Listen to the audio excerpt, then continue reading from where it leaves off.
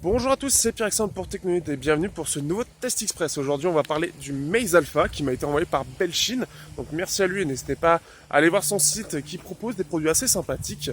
Et aujourd'hui, donc, il m'a permis de tester ce téléphone qui a la particularité d'être un téléphone de 6 pouces mais comme le Xiaomi Mix avec un seul bord en bas et pas rien en haut.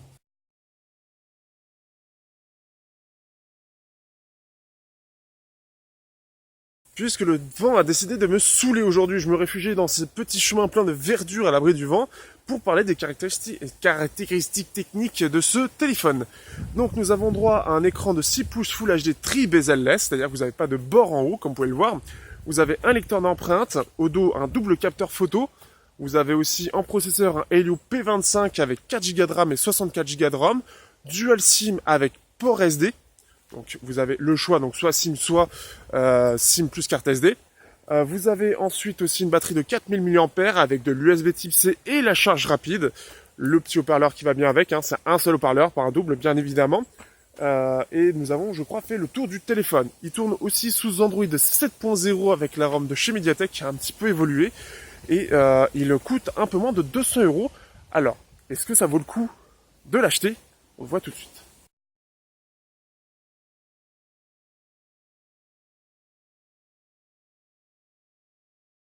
Donc au niveau du design, on a un écran qui est déjà assez imposant, du 6 pouces avec quelque chose qui est quand même imposant aussi un peu dans l'ensemble. Donc on peut voir que c'est un mélange entre métal et verre et qu'il y a beaucoup de vent. Donc on a un double capteur en haut ici avec son flash simple. On a tout un dos en verre qui prend pas mal les traces de doigts comme vous pouvez voir. C'est dégueulasse.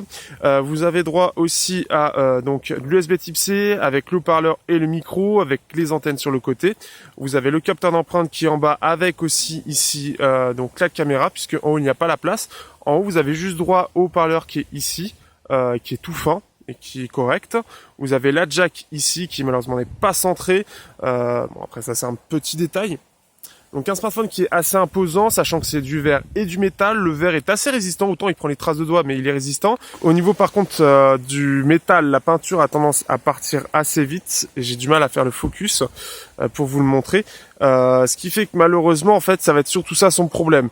La peinture part assez vite, on peut le voir notamment ici. Hop. Où c'est vite parti, donc juste ici.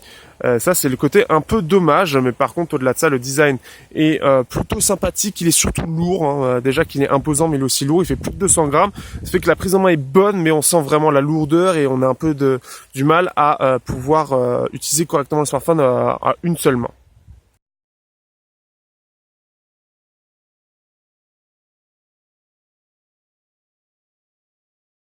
Au niveau de la surcouche, donc là on est sur Android 7.0 avec quelques petits ajouts de Mediatek, notamment Miravision pour gérer l'écran, ce qui est déjà une bonne chose.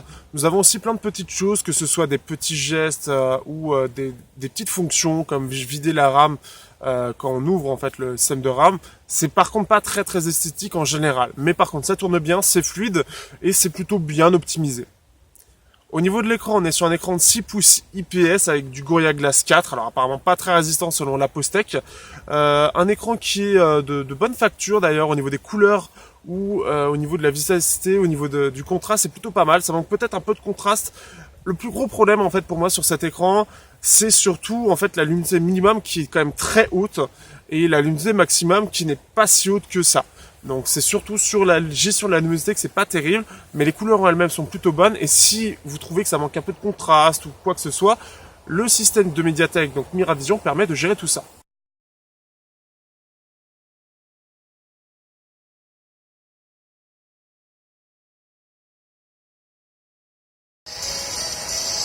Au niveau de la partie son, donc au niveau du haut-parleur qu'on peut voir, c'est pas très fou, c'est quelque chose de très basique. Forcément, au prix auquel c'est vendu, ça ne peut jamais être fou, donc ce qui fait qu'on a quelque chose qui est assez brouillon, sans avoir des basses ni trop d'aigus, c'est surtout les aigus qui prennent le pas. Au niveau de la jack, par contre, je trouve que la jack est plutôt bonne d'ailleurs, équivalent à peu près à un Snapdragon 820 au niveau de la puce audio. C'est quelque chose qui est bien maîtrisé, et pas comme le vent qui va sûrement niquer ma prise son. Ce qui fait que le son est plutôt bon avec les casettes ZST ou ZS5 qui sont mes références, ou même avec mon Superlux HD 680 Evo, le son ressort plutôt bien. Ça manque un petit peu de puissance. Après, on peut le relever avec le Mediatek Engineer Tool qui permet de relever un peu le son. Donc ça, après, vous pouvez le trouver sur le Play Store pour arriver au menu Je vous laisse regarder, il y a plein de tutos. Au niveau des photos, donc là on est sur un capteur photo, donc vous voyez la référence normalement sur le côté. Un capteur photo qui est bien sûr d'entrée de gamme avec une ouverture en 2.2, donc au niveau de la lumière ça risque d'être très limité. Et ça se voit d'ailleurs sur certaines photos, on voit vraiment il y a trop de grains, trop de bruit, et on voit que la photo il y a comme un espèce de voile. Mais dans les bonnes conditions on peut faire de très bonnes photos, parfois j'ai même été étonné de la qualité de la photo ou du rendu. Le mode blur est un peu particulier à prendre en main. J'ai découvert un peu sa fonction finale un peu là actuellement, mais on peut faire de très très belles photos avec un côté blur très réussi. Donc c'est plutôt, j'étais assez étonné, je m'attendais à bien pire, et au final c'est pas si mal que ça, mais c'est loin de ce que fait par exemple Honor avec le Honor 6X, qui je trouve est plus précis, plus facile à prendre en main et plus intuitif.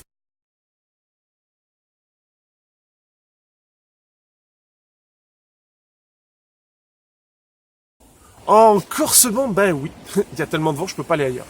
Faut s'y faire.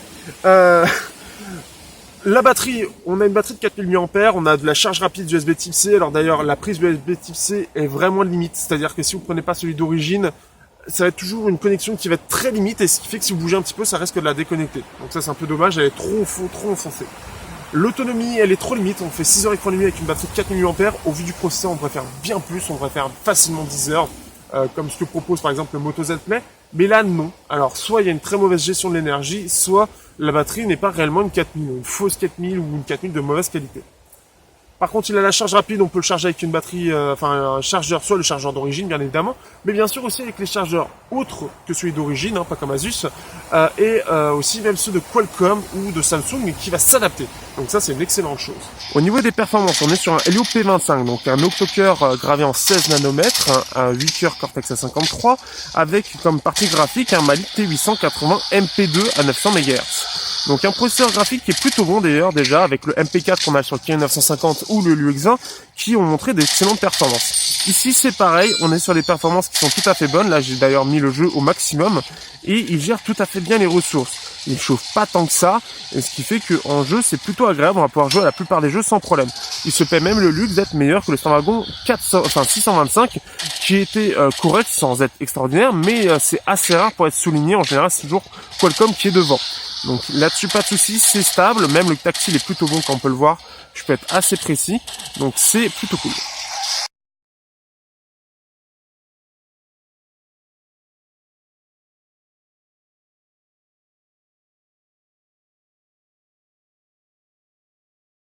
Bon, je me recache dans ma forêt pour pouvoir parler des conclusions, mais avant d'entrer dans les détails des plus et moins, j'aimerais rappeler une chose. Maze est un acteur qui est assez nouveau, puisqu'il a sorti que 2 modèles et un 3e appareil, et que c'est une entreprise qui apparemment fait des appareils pour d'autres constructeurs. Mais on ne sait pas quelle va être la qualité du suivi ou encore la fiabilité de leurs appareils. Donc attention, si vous achetez, prenez bien ça en compte. Autrement, donc, que peut-on dire de ce Maze Alpha ? Eh bien, il a plutôt un bon écran, il a un appareil photo qui se démerde plutôt bien tant qu'on est en jour, mais de nuit, forcément, ça va être mauvais. On a de la charge rapide qui, en plus, s'adapte bien. On a, par contre, une autonomie qui est un peu moyenne. On a un Android 7.0 qui est assez vide, puisque on a juste Android pur avec quelques petites améliorations de la part de Mediatek. Nous avons droit à un lecteur d'empreintes qui fonctionne bien, en plus de ça. Il fonctionne assez bien, il est même assez rapide, beaucoup plus que mon Verne Apollo Lite, par exemple. Il a l'air solide. C'est surtout la peinture qui se barre, mais il fait vraiment quelque chose de solide. Et en plus de ça, c'est surtout le verre aussi qui me semble plutôt solide. Le dos, j'ai pas encore réussi à le rayer, donc ça c'est quand même une bonne chose, parce qu'en général je les raye assez vite. J'ai des chats chez moi, alors imaginez bien. Ce qui fait que même la puce, au niveau des performances, il est plutôt bon. On a quelque chose qui est assez correct. Alors, autant en utilisation quotidienne, il sera moins rapide qu'un Snapdragon 625. Autant en jeu, ou bien encore sur la puce son, la puce photo, il sera beaucoup plus rapide. Il est beaucoup plus performant sur d'autres points de vue.